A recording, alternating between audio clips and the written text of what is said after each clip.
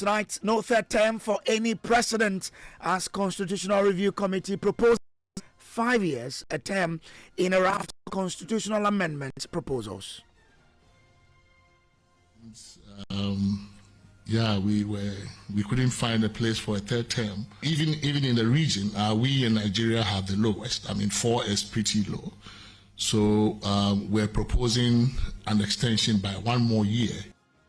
We have details as the Professor Kwesi Prempeh Committee also proposes a strict separation of powers between executive and the legislature, which will mean the MPs can no longer become ministers of state. We're proposing that the what we have called the hybrid, which we have run for some time, over 30 years now, that we dispense with it and separate the executive from the legislature so that we can have a parliament that focuses on its task.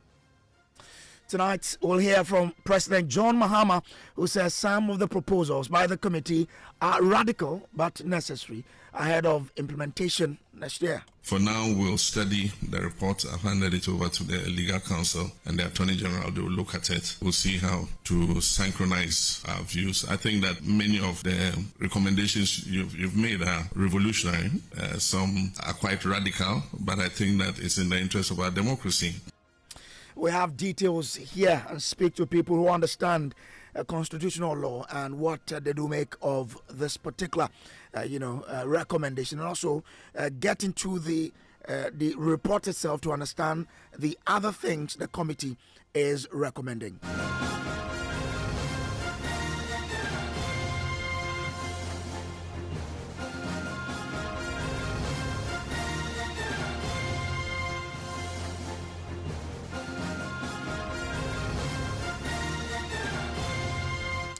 Tonight, there will be no third term for any Ghanaian president. That is the definitive stance of the Constitutional Review Committee, which has today presented its report to the government. The Professor Kwesi Prempeh-led committee is instead proposing that a term of office be extended from 4 to 5 years. Speaking during an event to present the committee's report to the president this afternoon, chairman of the committee, Professor Henry Kwesi Prempeh, said this recommendation is as a result of calls from several stakeholders they met, including former presidents. There isn't, we couldn't find a place for a third term for the president. So. We looked and looked and looked. We couldn't find. We realized that the president himself doesn't like it. Nobody really seems to like it. There wasn't much of a demand for it at all. The only thing about that was the invitation for us to clarify ambiguity, and we didn't even want to go there. We didn't think that 66.2 raised any issues in terms of ambiguity, so we kept it the way it is. However, we believe we took to heart the recommendations that we got from many of the eminent persons that we met, including some who have occupied your seat, that the 4-year term was short. It was too short. And we also then learned that the emerging global norm was 5. And that even in the region, we in Nigeria have the lowest. 4 is pretty low. So we're proposing an extension by 1 more year.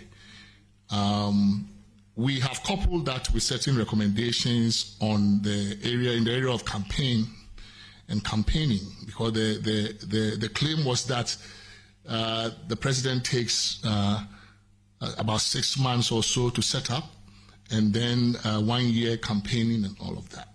So we thought, okay, so if we then follow the example of other countries in Africa, including Senegal, where there is a definite campaign period before which you cannot do electioneering.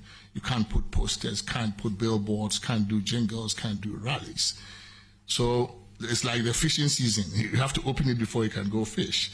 So we are proposing a campaign season, a short one, so that government will have time to govern, and that the people we elect to do the government's business will really have time to focus on governing as opposed to doing campaigning. So for the first time, we hope, if this is accepted, that we will have a a political or electoral environment where campaigns, we do not run 24-hour, 24/7, 4-year campaigns, but where there is a definite period before which parties and candidates may not do campaigning. We think that would free up time for governing. So you had the chairman of the Constitutional Amendment Committee, Constitutional Review Committee, Professor Kwesi Prempeh there. But because our legal desk has been following this process and joins me in studio with some more of this. I mean, there is also the very thorny recommendation of strict separation of powers. Tell us about that. We know that if you look at the current architecture of our constitution, members of parliament are appointed as ministers. In fact, the constitution mandates that more than half of appointees for ministerial positions shall come from parliament. If you look at the current proposals that have been made by the committee, they want to do away with that. They say that they want a strict separation of powers. That is the very, very fundamental separation of powers that we are taught in school. That executive is strictly different from the legislature. They want parliament to focus on its oversight responsibilities and not be bogged down in the executive politics as we see these days. Listen to Professor Kwesi Prempeh again explain in some bit of detail why this is necessary. One of the areas that we think is also important is the way the relationship between the executive and the legislature is organized. There has been a lot of talk around the separation of the two. We have looked at the evidence. Clearly, it works for some countries. We know that in Britain and other places, the entire executive comes from the legislature. That's fine for them. It's worked. We have looked at our evidence, and it does appear that it's not working quite well here. And since we're supposed to be doing actionable recommendations, we thought, well, it also has to respond to our specific context. So we're proposing that the what we have called the hybrid, which we have run for some time, over 30 years now, that we dispense with it and separate the executive from the legislature so that we can have a parliament that focuses on its task and thus and leaves the executive to also do its task. One of the other things that we think would be new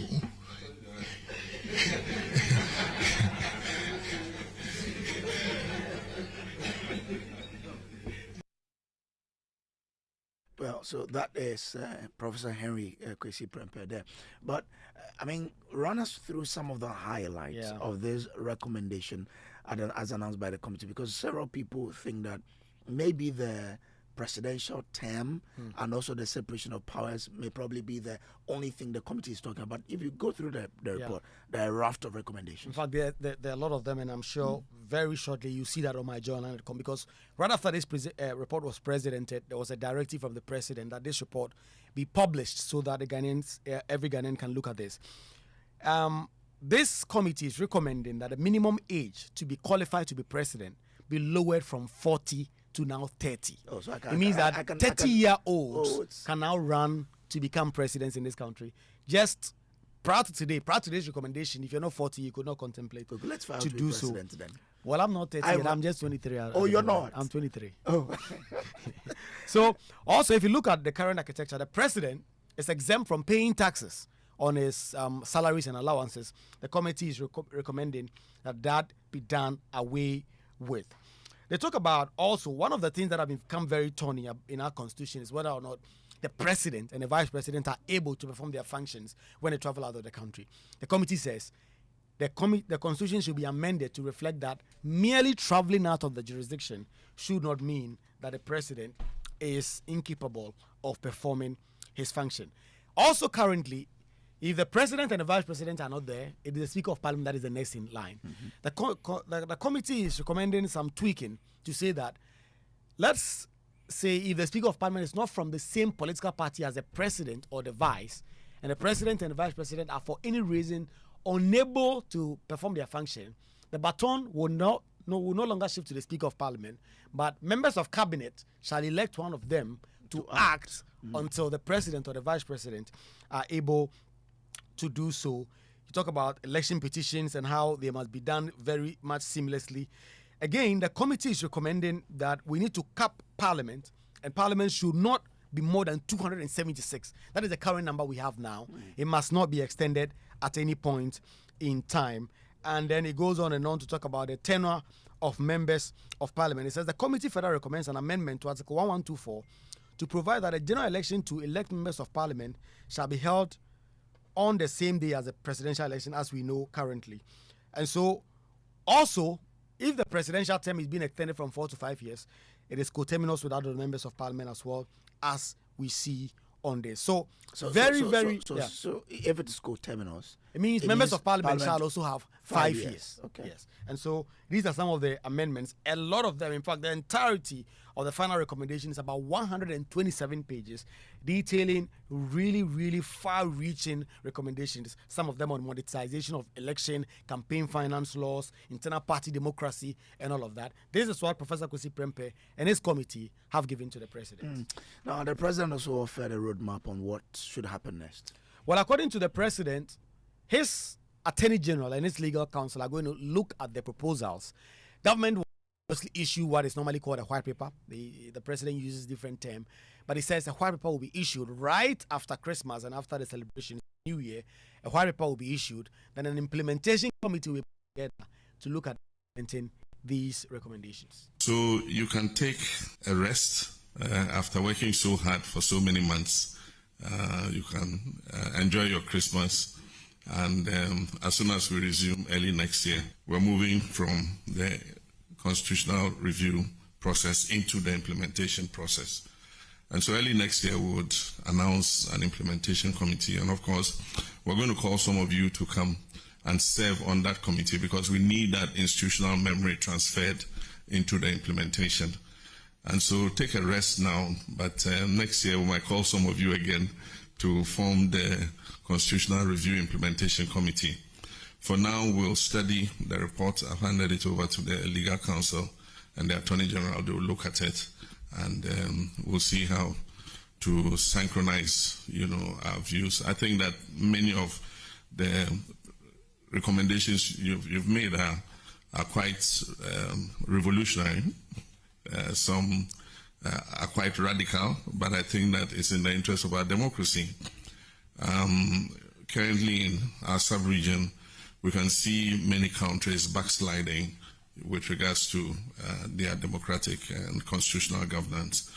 And so this couldn't have come at a better time. All the Afrobarometer reports and all the other reports had shown that a lot of our citizens were beginning to lose faith in our democracy. And that is why it is important for us to let them know that democratic governance is still better than any other form of governance. You might be excited about the romanticism of military governments and all that, but in the end, it is democratic governments that unleash the creative potential of people. If you leave them free, able to express themselves and go about their businesses, it unleashes their creative potential, unlike where decisions have to be taken for everybody. Supervisory focus.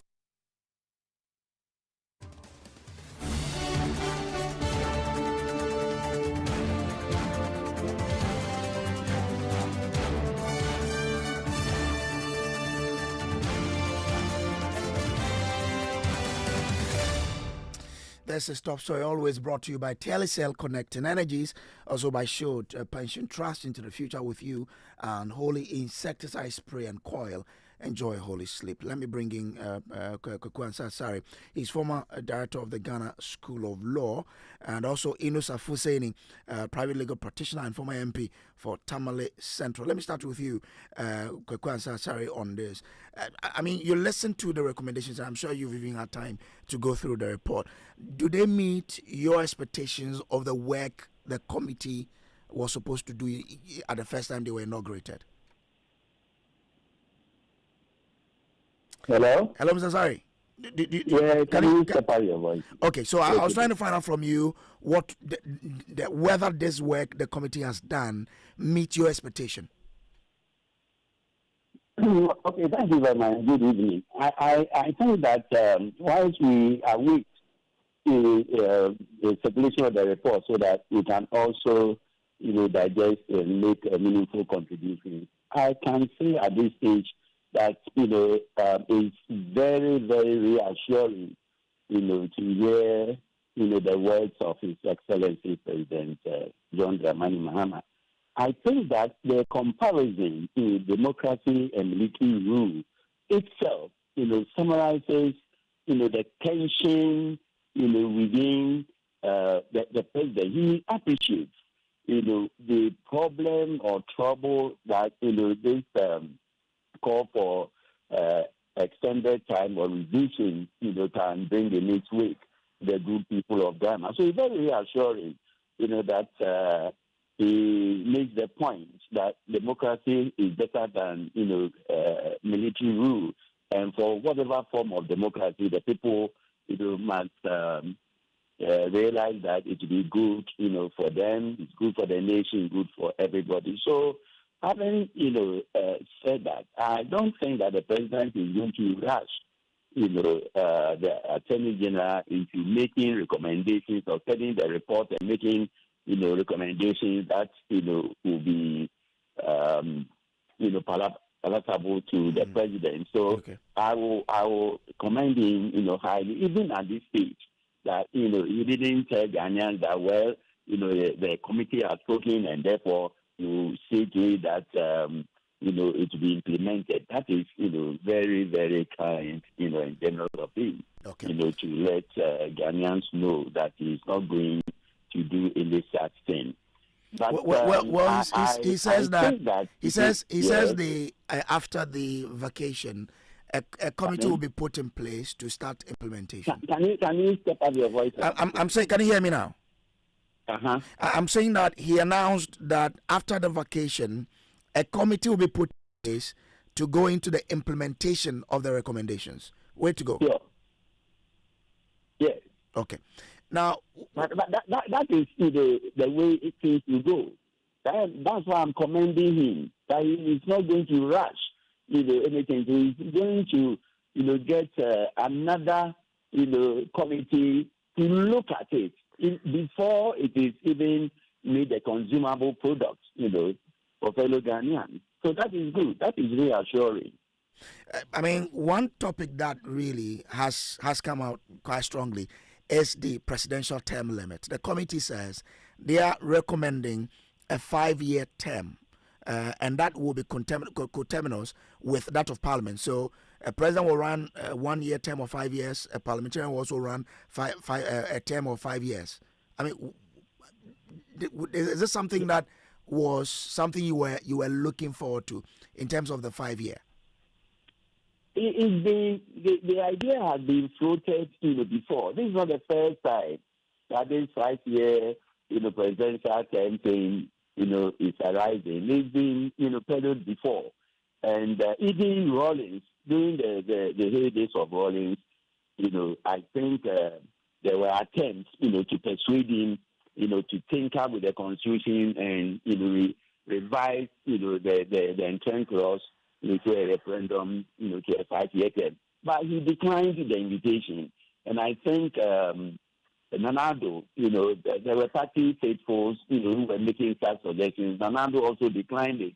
And I'm expecting, His Excellency President John Dramani Mahama, to follow in like manner, so that people don't just come to tinker, with the Constitution each time that we feel something must be done. We tiptoe around the issue, get, people. Let us, allow. But must the president decline this when the committee says they spoke to former president, and you could see people are also calling for an extension, sort of. Should he still decline it if that's what the people want?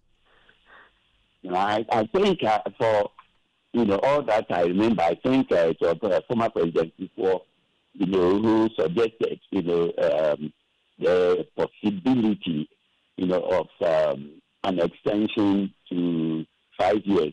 And some of us, were the view that additional 1 year will only, assist, office holders to, line their pocket before they leave office.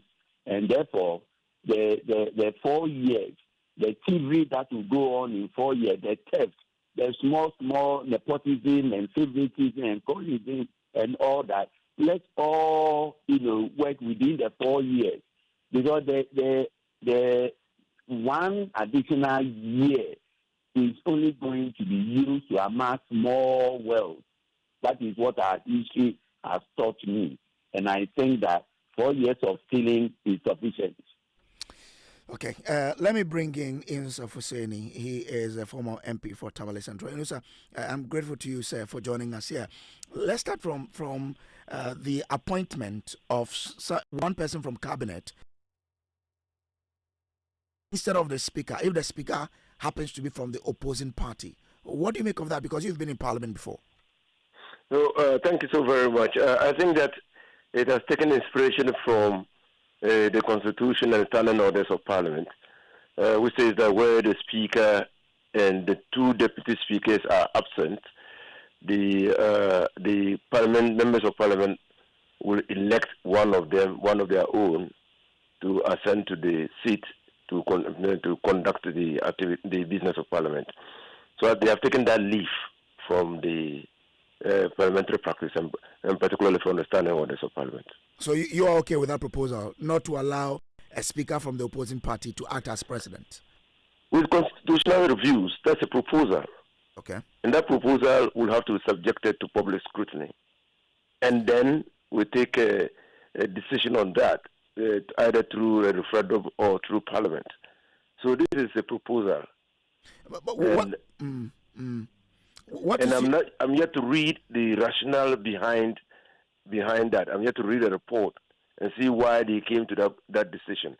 But I can immediately see that it's taking a leaf from Parliament. What is your take on the presidential term as well? They are proposing a term of 5 years. So it's true.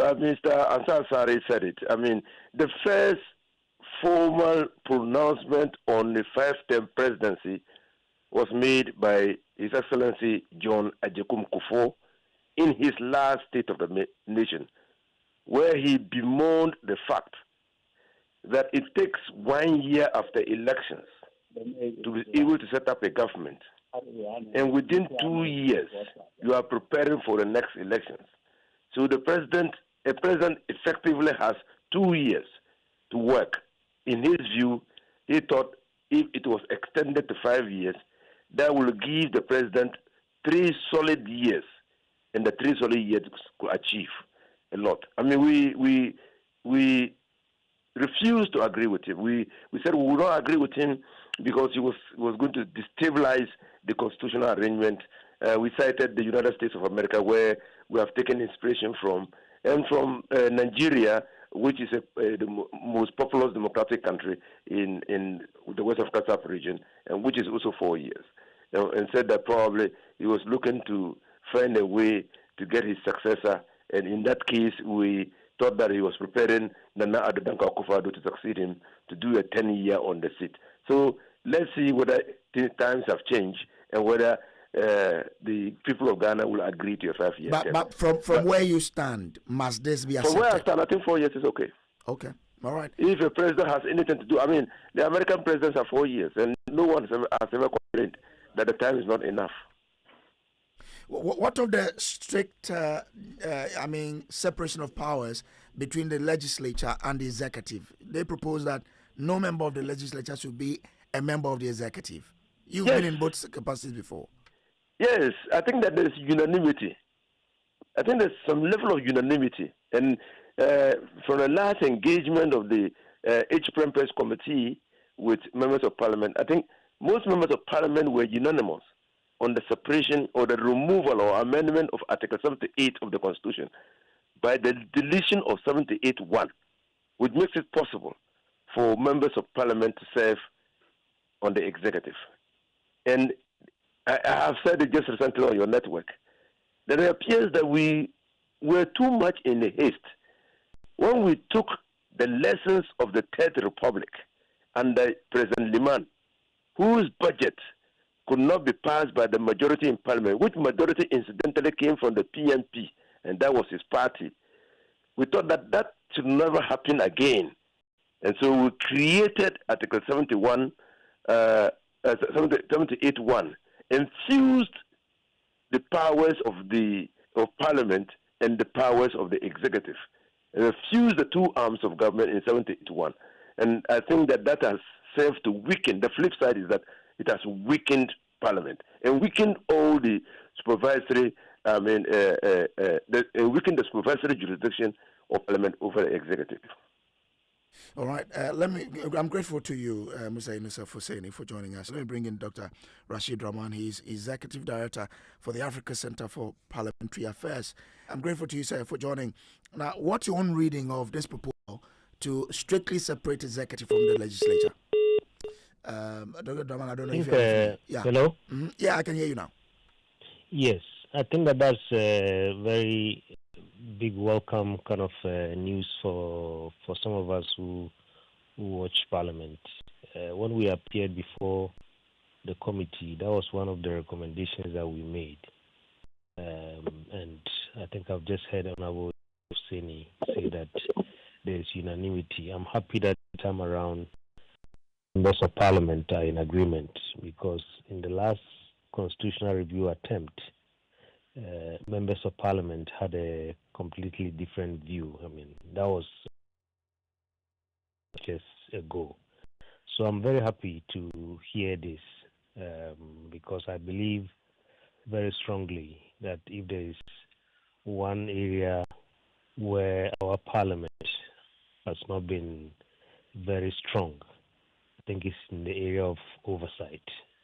And one of the key reasons, I think, is this marriage between the executive and the legislature. So hopefully, when this is taken out, members of Parliament will sit in the House and do legislative work.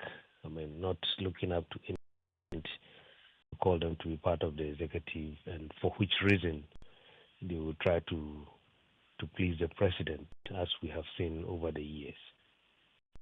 And if I may pick your thought on this, what's your reading of the presidential term limit?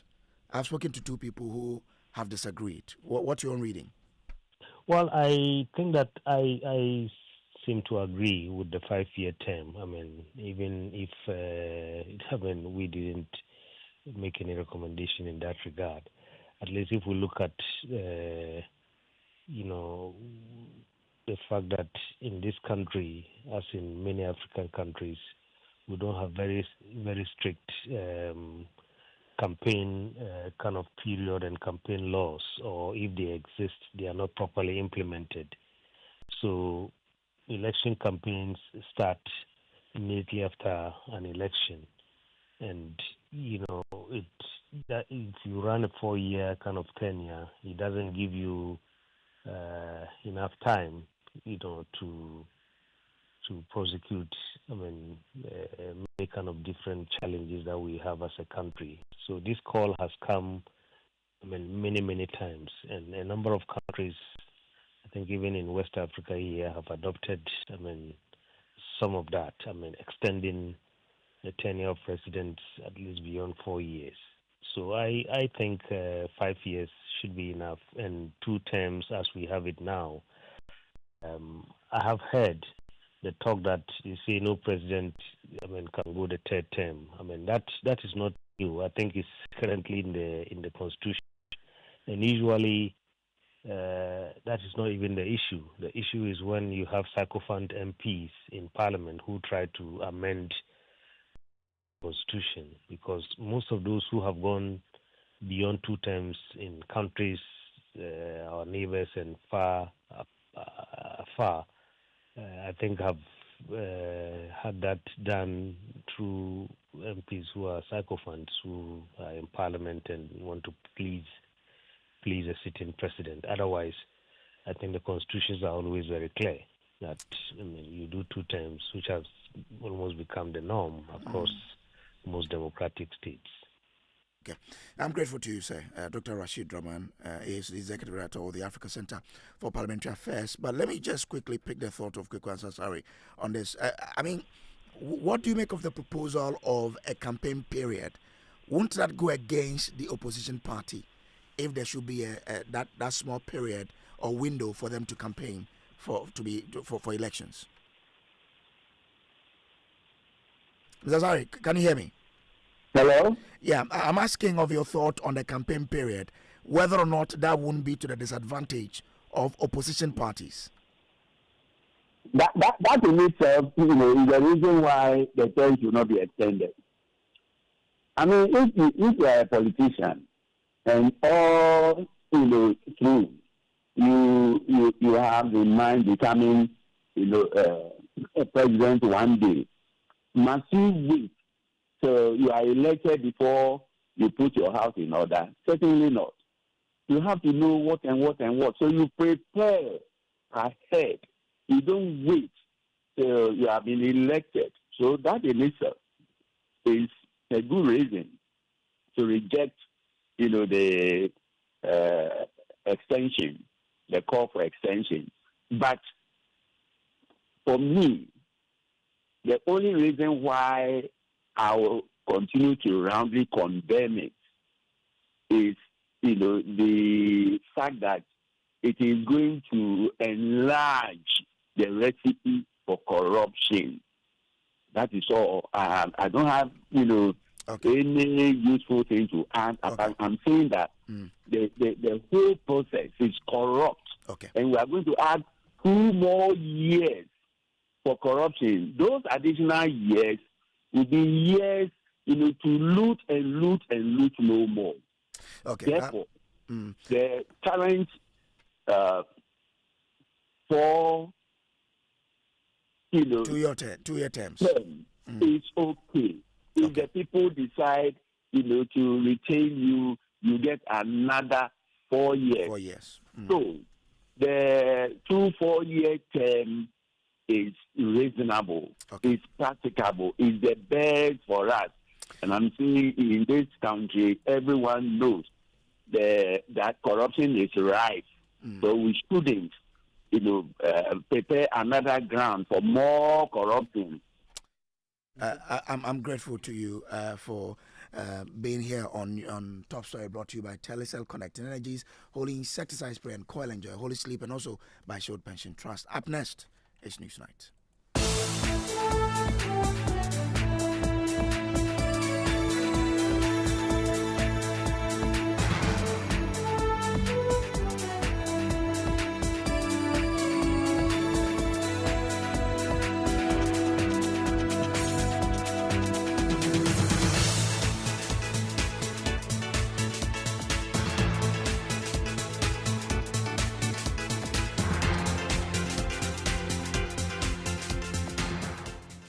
Hello, good evening and welcome to Newsnight. This news is live on Joy 99.7 and Hit and Love 99.5 FM in Kumasi and over 30 affiliates across the country.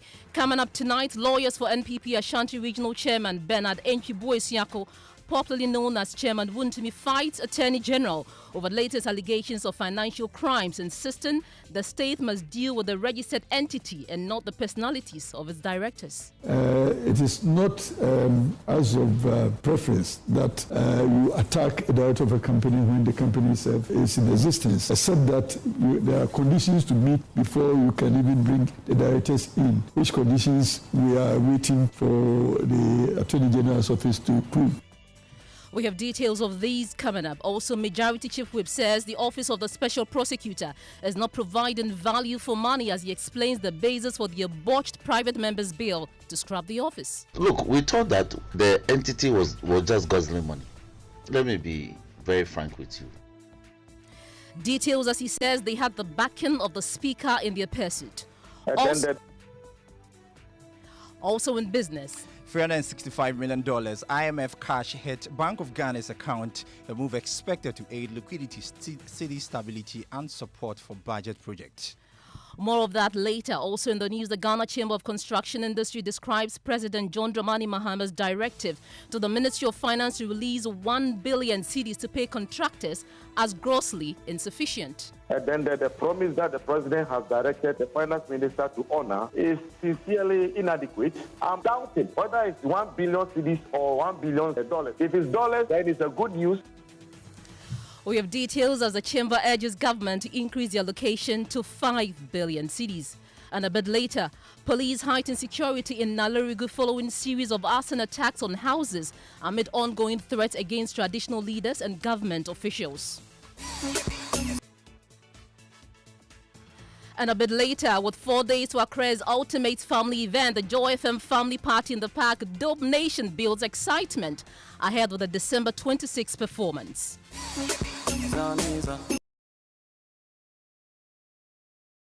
Brick Gardens, we are coming through. Stay with me for the details of these headlines and more. My name is Pearl Ofori.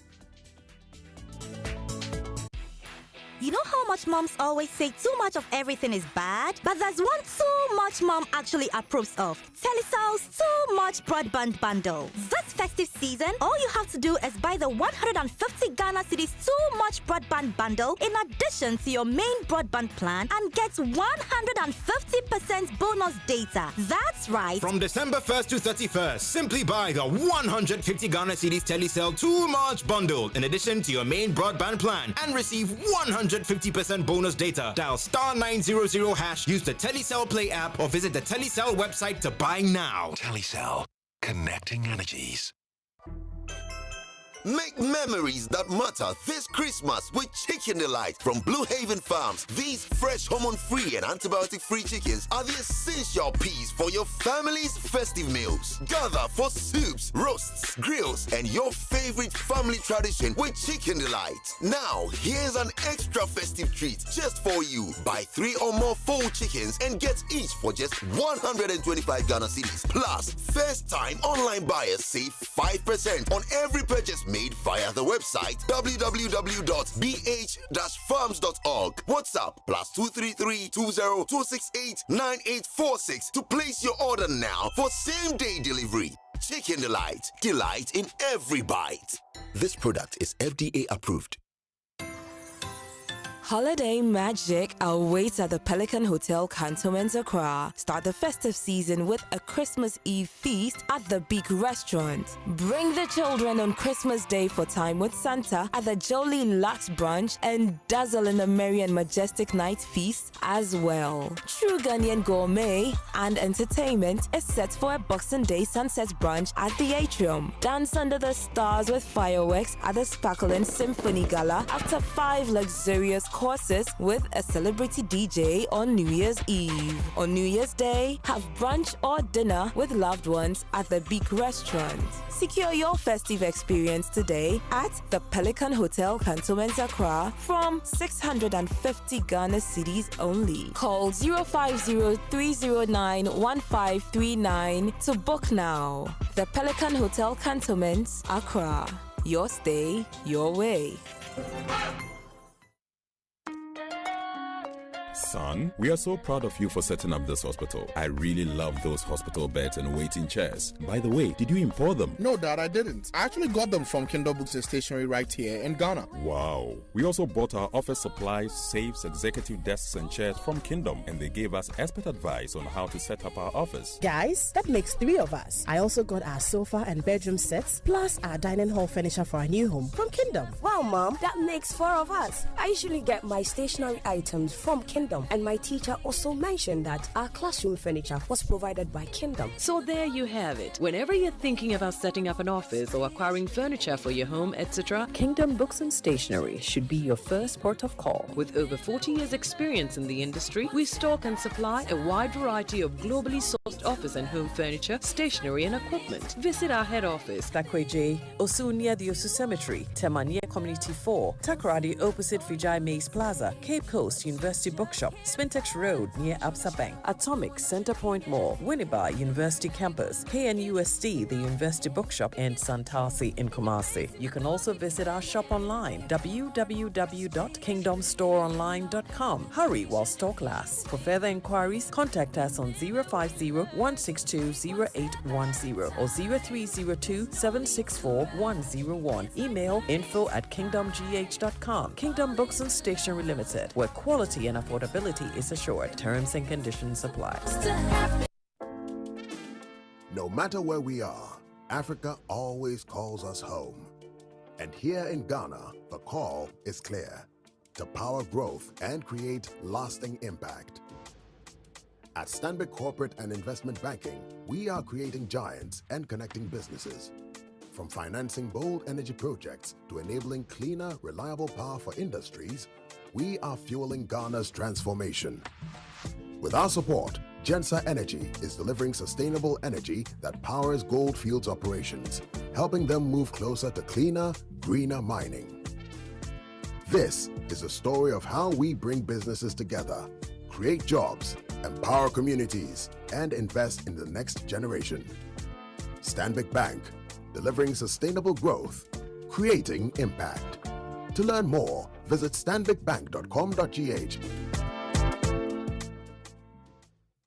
And you're welcome back to Newsnight. Thanks for staying with us. Now, lawyers for NPP's Ashanti Regional Chairman, Bernard Enchiboisiako, popularly known as Chairman Wuntumi, are fighting the Attorney General over the latest allegation of financial crimes against their client.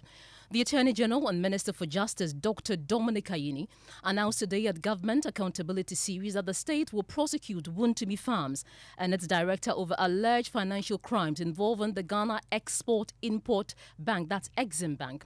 According to the AG, investigations by the Economic and Organised Crime Office (EOCO) revealed enough evidence to support charges of defrauding by false pretenses, forgery, and causing financial loss to the state. Listen. The invoice was submitted on December 15, 2017 as part of the loan application process. Subsequently, Exim Bank demanded proof that the equipment has been purchased. On March 18, 2018, Chairman Wuntumi submitted a receipt from a company known as Kasama Enterprise for the purchase of the equipment in the sum of 4 million Ghana cedis. However, and this is where it gets interesting, the equipment purchase as shown on the receipt included bulldozers and excavators. Our investigations established that Chairman Wuntumi had approached Kasama Enterprise, an industrial equipment dealer, and obtained an invoice with a promise to return to purchase the said equipment. He never went back to purchase the equipment. Instead, and this is where the criminal enterprise began, he forged invoice he obtained from Kasama Enterprise by removing the word invoice and replacing it with receipt. This forged receipt was then submitted to Exim Bank as proof that he had purchased the equipment after the disbursement of the loan facility. The owner of Kasama Enterprise confirmed to investigators of the Economic and Organized Crime Office that the only document he issued to Wuntumi Farms Limited through Chairman Wuntumi was a pro forma invoice and not a receipt. He stated that after he issued the invoice, he never heard from Chairman Wuntumi again, despite repeated follow-up calls. The forged receipt submitted to Exim Bank suggested that Kasama Enterprise acknowledged receipt of the sum of 4 million Ghana cedis for the purchase of earth-moving machines and farming equipment. The so-called receipt had on it, and ladies and gentlemen of the press, this is what gave him away, 50 days to supply and 1 year guarantee and service. Now, I hope you understand what this means, that when you receive a pro forma invoice, a pro forma means that you've taken it with the intention of purchasing. And so they will give you a timeline, okay, within which the supplier will supply you. You heard that the Attorney General, Dr. Dominic Ayini, but responding to the allegations against Chairman Wuntumi, his lead lawyer, Andy Apiakubi, insists that the transaction was strictly between Wuntumi Farms and Exim Bank. He said the Attorney General should stop associating the transaction with the directors behind the scenes and treat it solely as a matter between two entities. There was a contract between Exim Bank and, indeed, Wuntumi Farms. Right. And I mention Wuntumi Farms because the parties in the contract were Exim Bank and Wuntumi Farms. Suffice it to say that Attorney General also mentioned Chairman Wuntumi as a director of the company. It is not as of preference that you attack a director of a company when the company itself is in existence, except that there are conditions to meet before you can even bring the directors in, which conditions we are waiting for the Attorney General's office to prove. Nevertheless, there is an existing company known as Wuntumi Farms, and Wuntumi Farms is in contract with Exim Bank Ghana Limited. And I want us to limit it to the transaction between the two entities, not to try to identify the parties behind the company and, designate them as associating themselves with political parties. That is very unnecessary. You heard that the lead lawyer for Chairman Wuntumi Andi Apiakubi, meanwhile former director of the Ghana School of Law, Kweku Ansasari, describes the conduct of the Attorney General holding press conferences before going to court as unnecessary. He says it must end. Of course, you remember when he was appointed, you interviewed me as to whether you'd be able to execute his functions efficiently and effectively. And I said yes. But I also added, I hasten to add, that he should not politicize the Attorney General's office, because the Attorney General's office is one office that is for the people of Ghana, and therefore whoever is the Attorney General must be circumspect and measured, in its utterances. Must come clean out of a political structure and hold himself out as the Attorney General.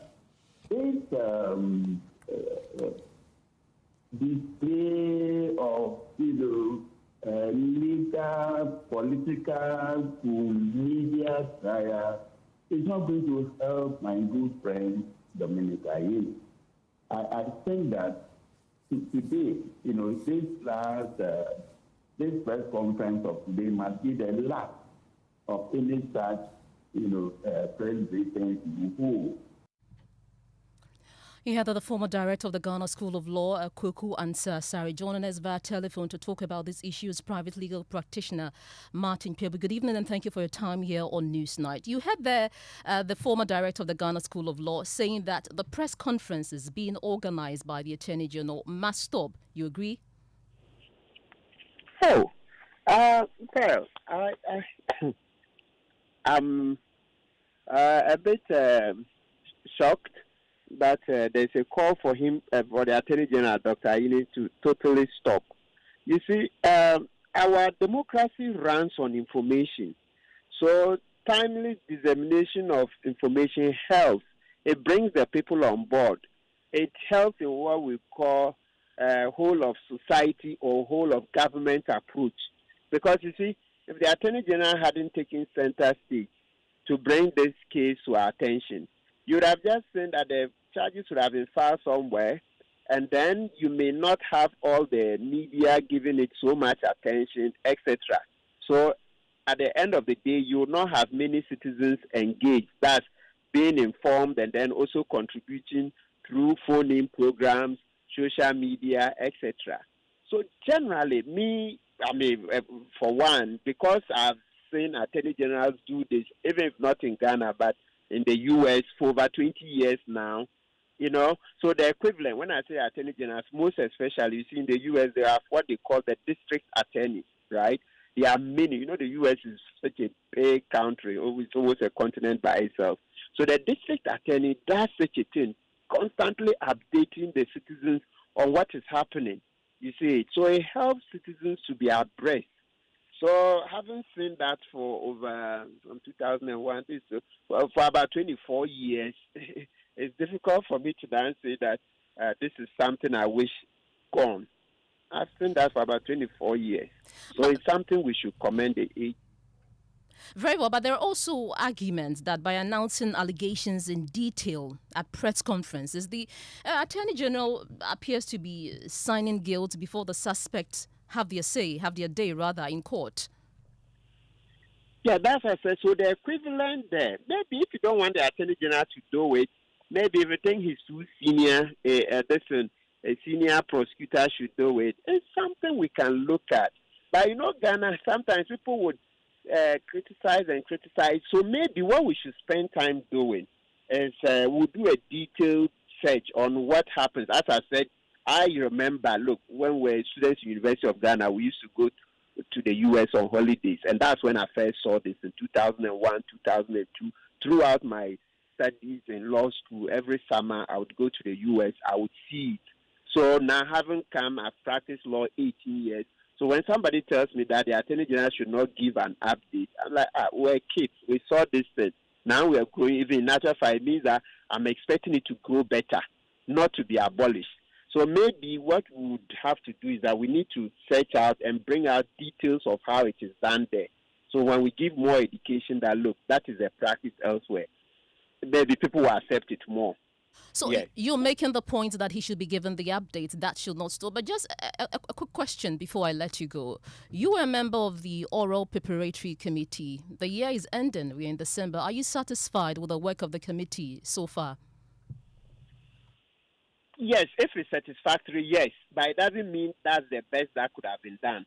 So what I'm expecting is that next year we'll ramp up the number of investigators and prosecutors so that more of the cases will go to court. Because remember that the oral committee, we received a lot of complaints. There were over 2,000, all right, about 2,500 thereabouts. I also recognize that not all are actionable, that some may not have all the ingredients to even start a full investigation. But that notwithstanding, looking at the volume of cases, etc., it appears to me that we will certainly need more investigators and then more prosecutors. We need to increase the numbers.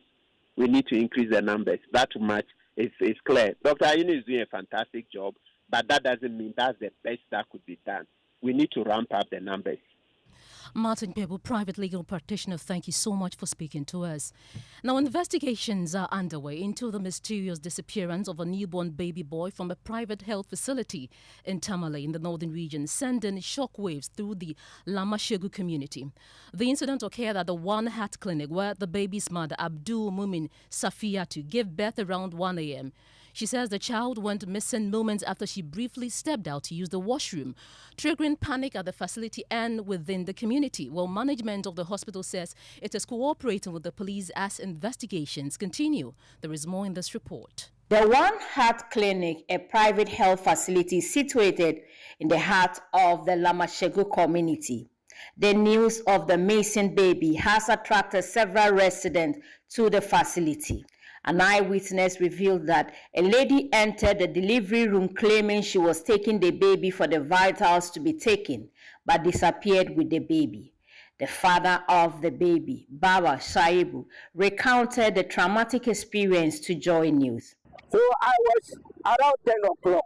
I was just sitting with my colleagues when my sister called me. I was crying and asked me to run to the hospital. So I came to the hospital. And I was told that somebody has stolen the police station. The police has been here. I came with them. And I see they have picked some 2 or 3 people in the police station, including my wife. Residents demanding that the hospital takes responsibility for the missing child. We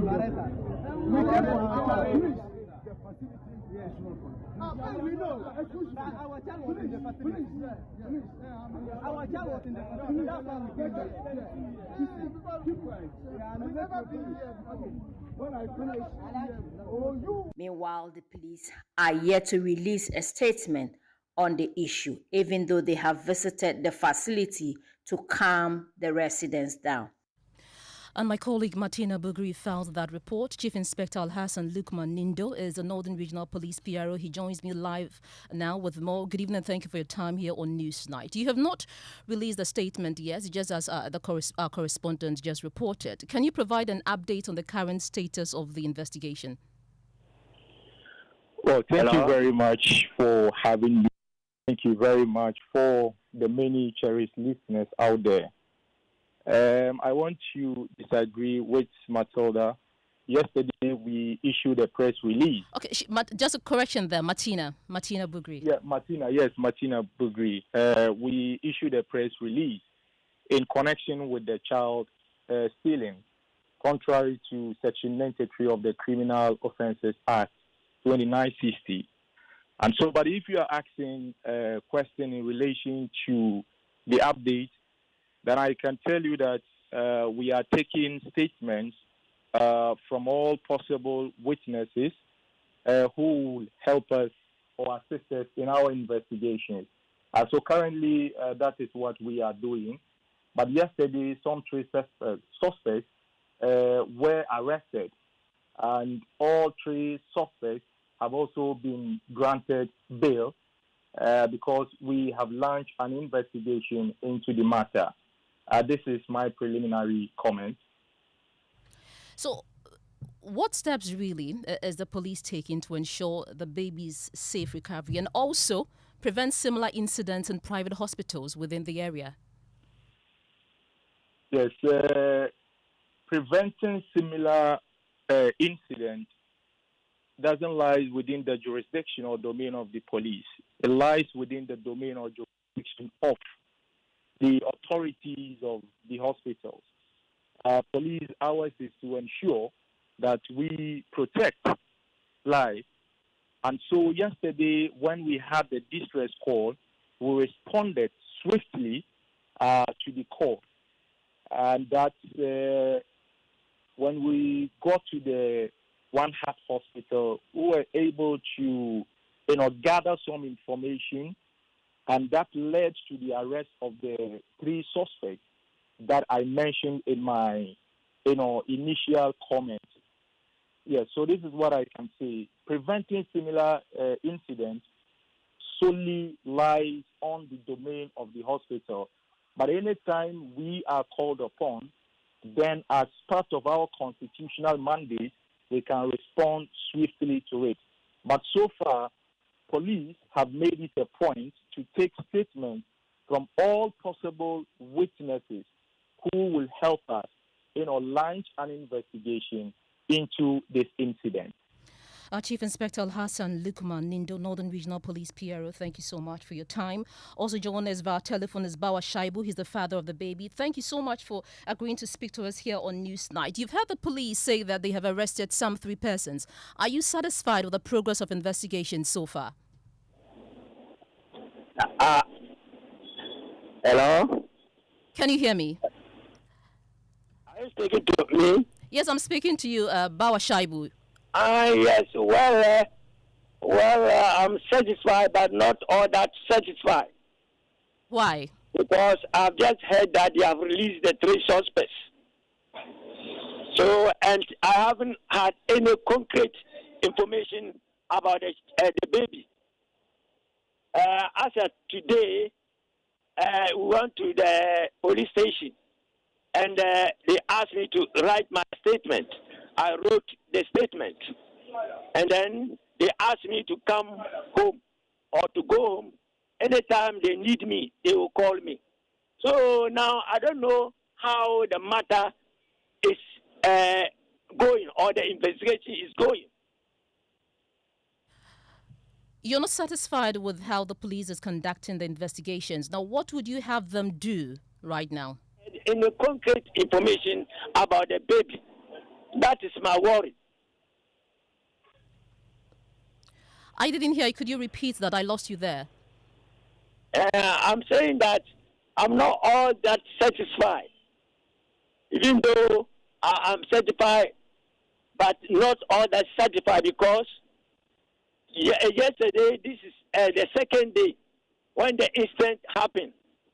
And I have not had any concrete information of whereabouts of the baby.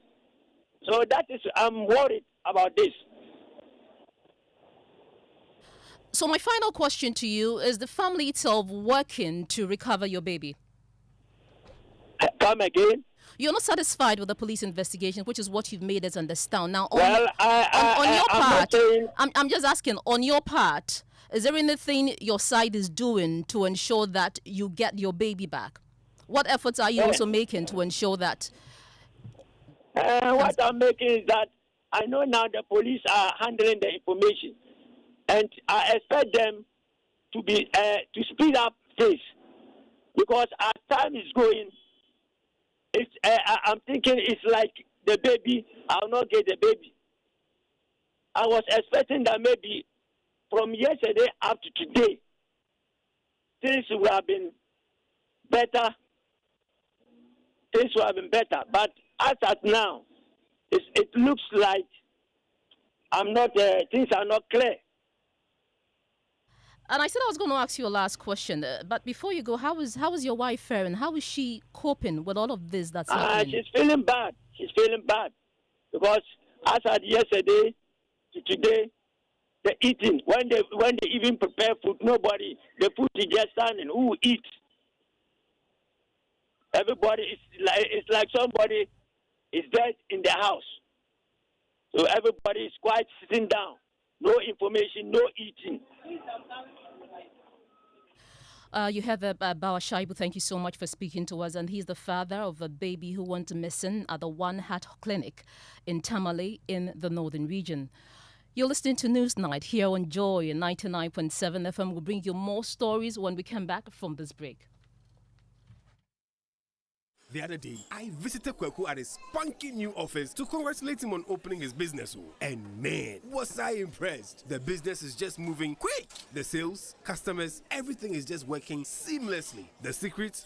He said, it's MTN Business Broadband. In this fast-paced environment, we need fast and reliable internet to support all business types. No laggy online meetings, great download and upload speeds, impeccable business management systems, all inclusive. I mean, you can have it all. Sharp! I signed on immediately. To enable your business stay ahead and stay connected, make sure you're signed on to the best internet made just for businesses. MTN Business Broadband. Sign up today on broadband.mtn.com.gh and manage your account on my MTN app. Call 0244 308 111 for more information. MTN. Sika boom. Fidelity Bank say save and win. Montio. Sika boom. Just deposit and begin. Every 500 CDs you keep for a month, you get 1 point. All at once. More deposits, gets more points in. More points, more cash you feel win. How many points? 1 point every 500 CDs. What if you win? 5,000 CDs monthly. And the grand prize? Hey! 100,000 Ghana CDs. Don't wait. Visit any Fidelity branch or agent nationwide to deposit in multiples of 500 CDs. The more you deposit, the better your chances to win 5,000 CDs monthly and 100,000 CDs in the grand draw. Terms and conditions apply. Win with us. Fidelity Bank, believe with us. Sika-boom. This is an NLA approved promo, now running on the Caritas Lottery platform. At Star Oil, we believe fuel is not just a commodity. It is a lifeline. Every cedi saved at the pump is a cedi that helps a mother send her child to school. A farmer transports food to the market, or a young entrepreneur deliver their first order. Our mission is to make fuel more accessible by offering consistently competitive prices, helping ease the financial burden on Ghanaian households. In a country where transportation costs can consume nearly a third of household income, this is not just business. It's a social responsibility. Star Oil, still quality and affordable fuels for all.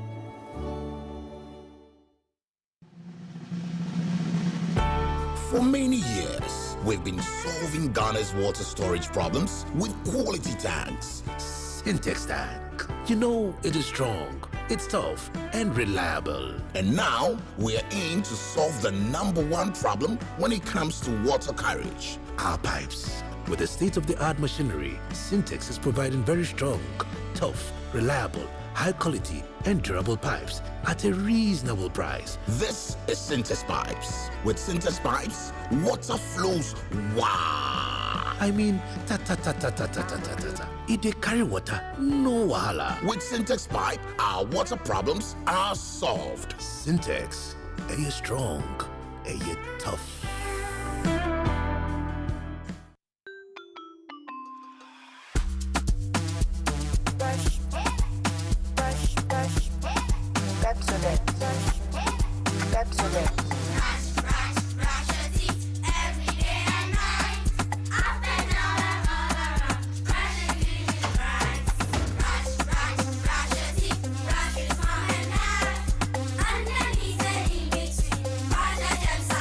Brushing gets more fun with your kids with the new Pepsodent Kids toothpaste. Give your smiles protection that lasts. Grab yours today from a store near you. This advert is FDA approved. Welcome one, welcome all to the Festival of Play. This festive season, Roverman Productions, Joy FM, and the National Theatre partners to bring you 6 plays over 8 days in the Roverman Festival. Festival of Plays. 24th December, Terms of Divorce. 25th December, Dubai or No Sex. 27th December, The X Factor. 28th December, Love on the Ropes. 1st January 2026, Voices in My Head. 2nd January, Order for 4. 3rd January, The X Factor. And 4th January, Love on the Ropes. Showing at the National Theatre at 4 and 8 p.m. each day. Rate 300 Ghana cedis and 1,200 for a pack of 6 tickets. Enjoy a further discount of 225 if you're a loyal patron. Tickets are available via Koba short code *365*535#, the Rover app, or the following outlets: Joy FM, Dansoman Shell, Bachona Total, Airport Shell, and Community 11 Shell. Call 050-554-6010. Sponsors: Gino Jollof Mix, Koba, Stanbic Bank, and M Notify. Proverman Productions. Be the difference. The Christmas bells are ringing, the grows blazing hot. Soho Bar and Restaurant inside Marina Mall is heating up. A match that the Empire Thumbers will set it off on the 23rd December with the massive high-life invasion, 8 p.m. sharp. Grandpapa or Sacred President Reggie Rock will nail it down on the 24th of December with Reggie's all-white party inside Soho Bar and Restaurant. And finally, on the 25th of December, 2025, Christmas Day, all the way from South Africa, the Amapiano Masters, Sandy MRD, and Priyanka Sazana from Dubai will mash it up. It will be joy, great vibe, and back-to-back good music and fun at the Soho Bar and Restaurant. For reservation, call 0509-823-414. This is brought to you by Blue Label and partnered by Avocado, media partner, Independent Ghana. You're welcome back. You're listening to Newsnight. If you've been listening to the stories we brought to you so far, you can send us your comments via WhatsApp line 055-1111-997. The number is 055-1111-997. It's time now for business, and James Eshan is here. You have something from the IMF? Yes, so last Friday, the IMF, gave the $365 million.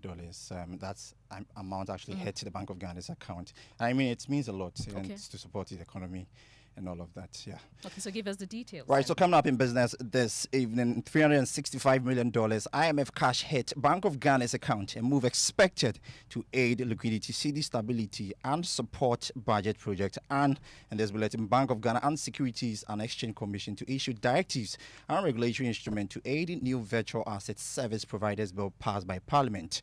Business news on Newsnight is brought to you by MTN Business. Welcome to the new world of business, Kingdom Books and Stationery, the number one stop shop for all of its essentials, Syntex tanks, and Pepsodent Herbal and Charcoal. My name is James Eshan. Let's settle for the details now.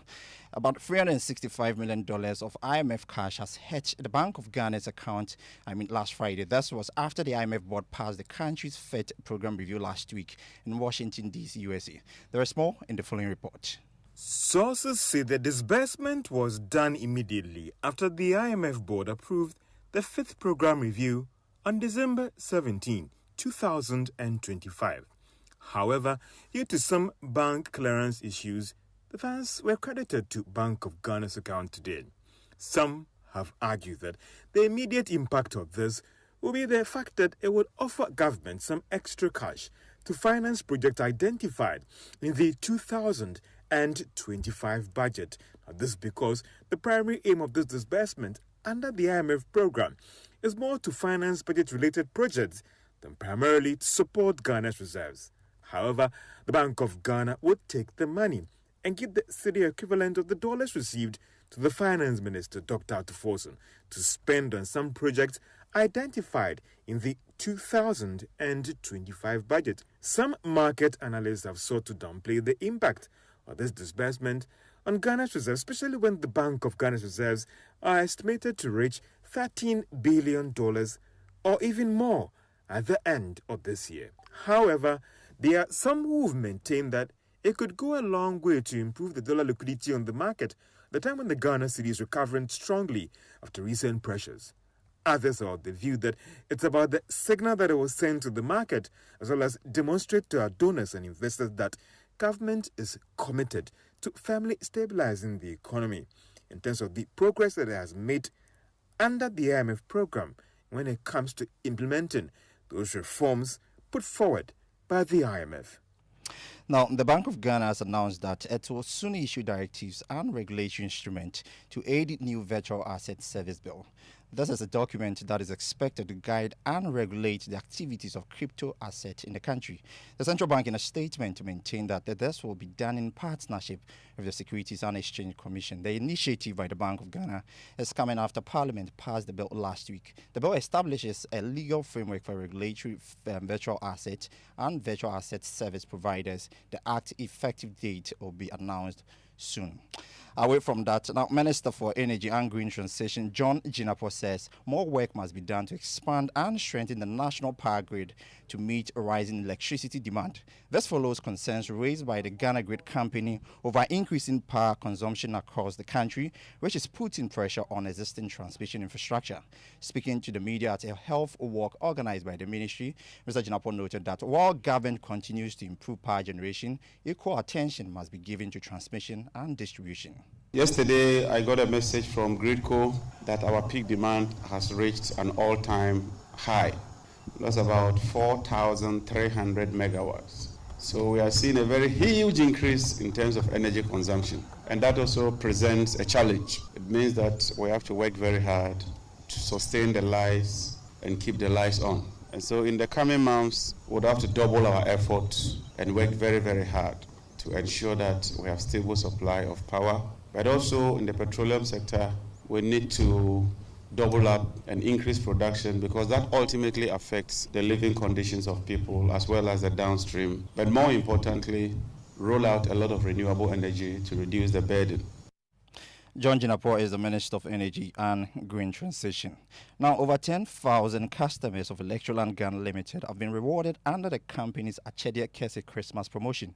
The company has concluded the final draw of the nationwide promotion at its head office showroom, where several winners received electronic appliances and household items. Speaking to Joy Business, the head of marketing and media relations, Adiza Ibrahim, said the promotion was aimed at rewarding loyal customers and enhancing the festive season, adding that over 10,000 customers benefited from the initiative across the country. We are proud to say that our Achedia Kese reward, our flagship customer loyalty scheme, has come to stay. And this is just the beginning.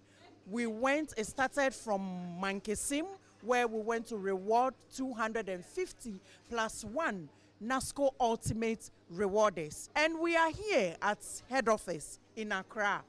Of course, where it all started, the story of Electroland Ghana Limited started. And today, we have joyfully, evidently, transparently, and accountably rewarded the most person who entered into the reward several times. The rewards we have done is gone beyond 10,000. Before this one, more than 10,000. Yes, and this more than 10,000.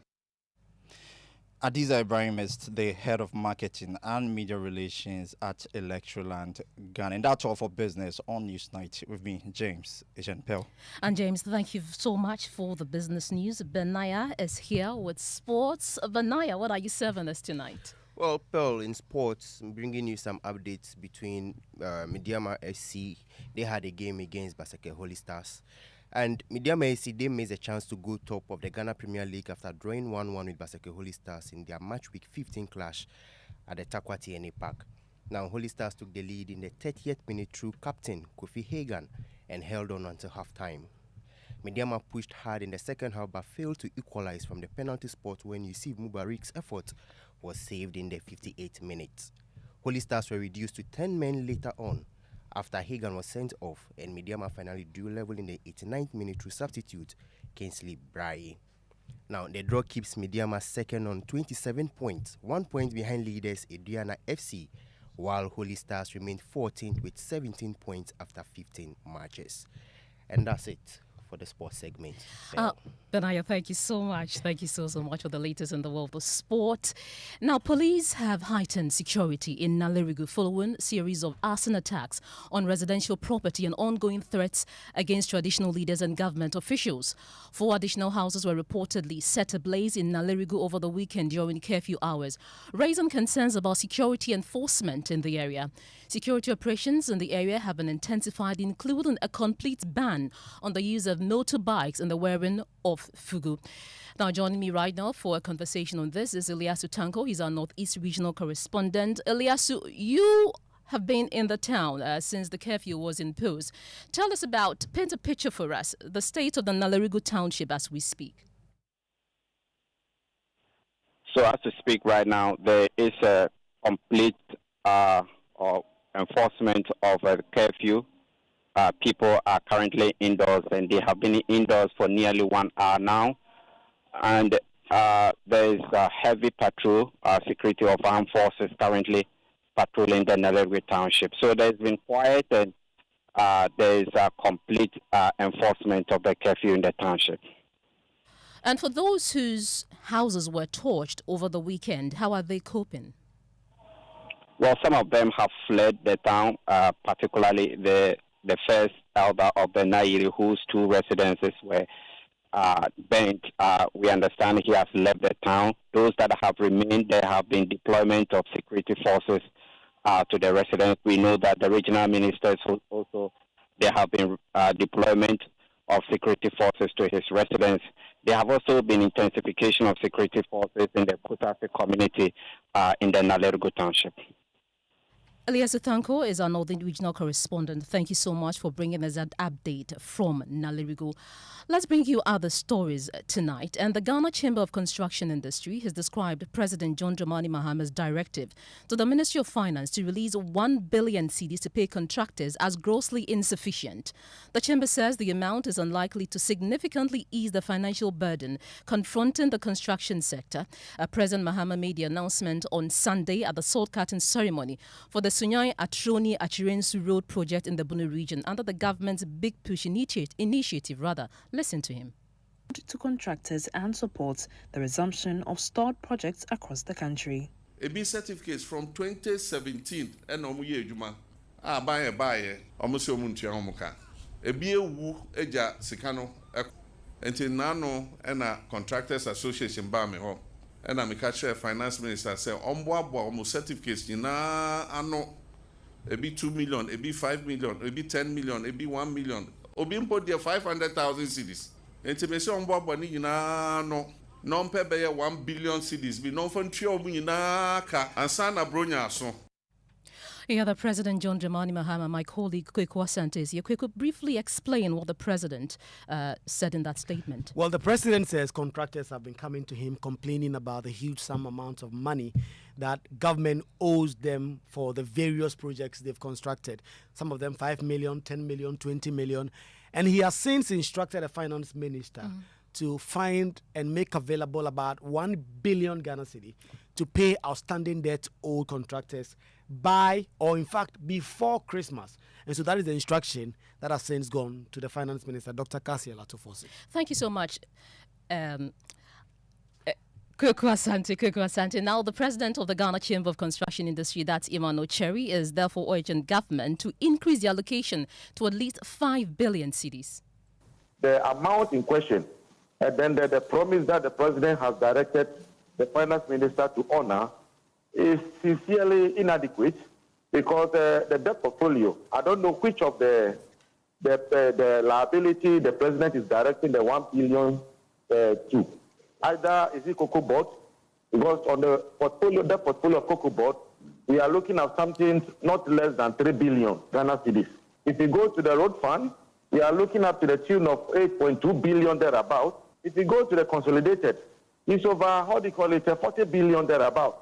So therefore, I don't know whether the president is referring to CD or dollar. If it's CD, then we are pleading that as a matter of urgency, it should, increase the portfolio to at least 5 billion as a start for the road fund to pay our suppliers and then also to pay our workforces and the consultants before they break to Xmas. If not so, this Xmas is going to be a bit dry. So you have pegged your expectations at 5 billion cedis. What happens if that expectation is not met? From 2017 to date, you see, we tried as much as possible to help at least pushing the infrastructure space of the country. But if the treatment is going this way, it's not of the best. It will affect the financial sector, it will affect the service sector, it will affect the manufacturing sector. It will affect all the sectors within the economy. if the contractor gets money, it distributes across all boards. He goes and purchases items for the manufacturing sector or take credit and then pay back. So those who have been credited, they are expecting money so that they can pay back. If they pay back, the manufacturing sector definitely will not come to the media to play an advert for you also to get some money to run your media houses. You heard that the president of the Ghana Chamber of Construction Industry, Emmanuel Cherry, speaking to my colleague Noela Kariniyale on Joy News Desk. Now, away from that, the Member of Parliament for South Dai and Majority Chief Whip Roxanne Nelson Dapiamapo has criticized the Office of the Special Prosecutor, accusing the institution of consuming huge public resources without delivering commensurate results. He described the OSP as an entity that is just guzzling money. His comments followed the introduction of a private members bill, which he jointly sponsored with the majority leader Mahama Yariga, seeking to repeal the Office of the Special Prosecutor Act and abolish the OSP. Speaking on Joy FM's Super Morning Show this morning, Mr. Dafiamapo questioned the justification for the significant budgetary allocation made to the office in recent years. Myself and my leader, as you may recall, it wasn't a solo journey. It was myself and my leader, essentially, with support from Speaker, I should say. Okay. Yes, because look, we thought that the entity was just guzzling money. Let me be very frank with you. We just gave them 250 million Ghana cedis budget for 2026. They took nearly similar sum for 2025. The AG is getting similar budget. The AG has regional offices, and if you look at the indices, the number of cases the AG prosecutes in a year from the regions, from the districts, the districts are handled by police prosecutors, but essentially they do so on behalf of the AG. So AG reports their cases as cases that they have conducted. Now, if we compare the utility value that the AG is giving us, you see, nobody is saying imprison people. We are saying that once these are cases that are prosecutable, do your prosecution and let the accused persons have their day in court. Then they can be disposed of. That's not all. Roxanne Nelson Dafiamapo believes the OSP needs restructuring to improve its performance, including the establishment of regional offices. I don't want anybody to confuse this with a party thing. This was work we're doing from Parliament. You understand? As Parliament, as core Parliament. Do you understand? And I think what we should commend is that Parliament for the first time has the right to initiate its own actions. But you've backtracked, haven't you? Yes, of course. So why do we commend something that you've backtracked? No, because Parliament is capable of acting. But you were not capable of acting in this situation? No. That's not the case. The president, we believe in the wisdom of the president. The president says, give the institution some time and let's resource them more and let's encourage them to do more. Do you believe they will do more?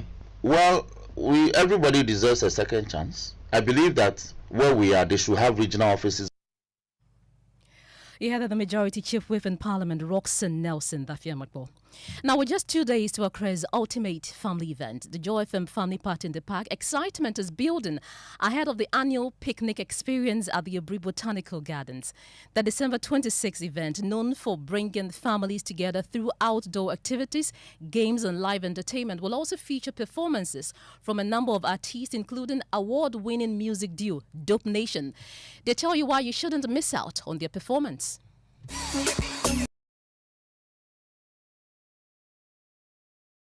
Friends and family, what's good? Yes, Charlie. sir, man. This right here is Dope Nation, and guess what? We are coming for the Joy FM party in the park. Yep, Charlie, Ibri Gardens. We are coming through from 9 a.m. sharp. So whenever, Charlie, make everybody pull up. Come with your families, come with your children, your loved ones, Charlie, your siblings, your friends. Make everybody pull up for Ibri Gardens. Yes, Dope Nation is coming through. It's gonna be a party. Yes, sir. One love.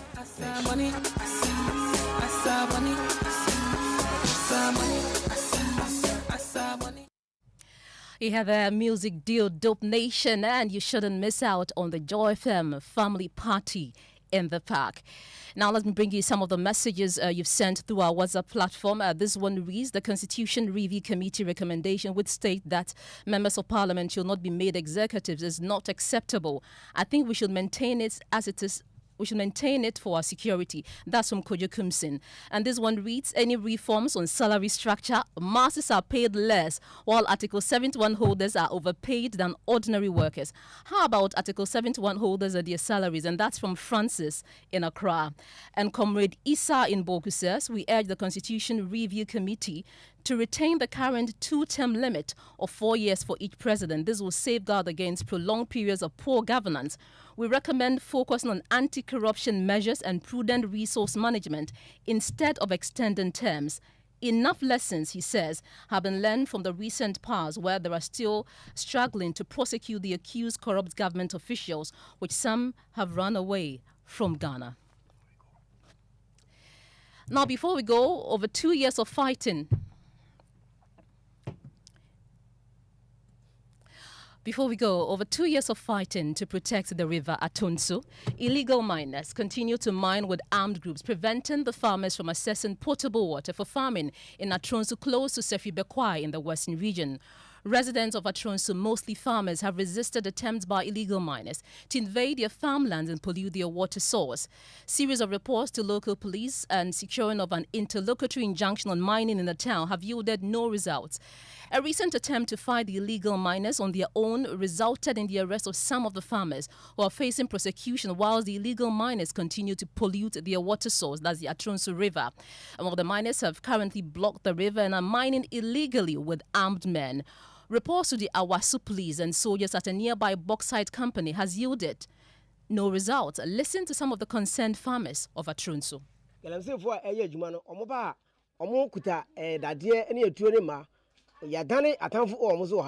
illegal miners are armed with guns and clubs. We have become enemies to them. We want the MCE, MP and government to step in to prevent any future violent confrontation. The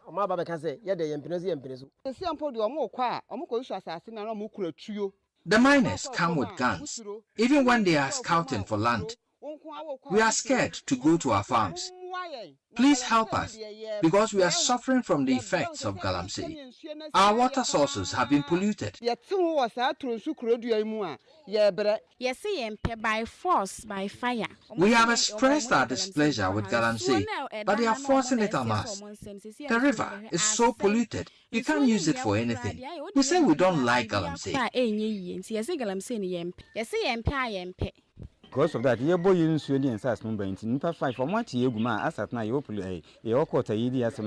Some of us have been arrested for standing up to protect our water source.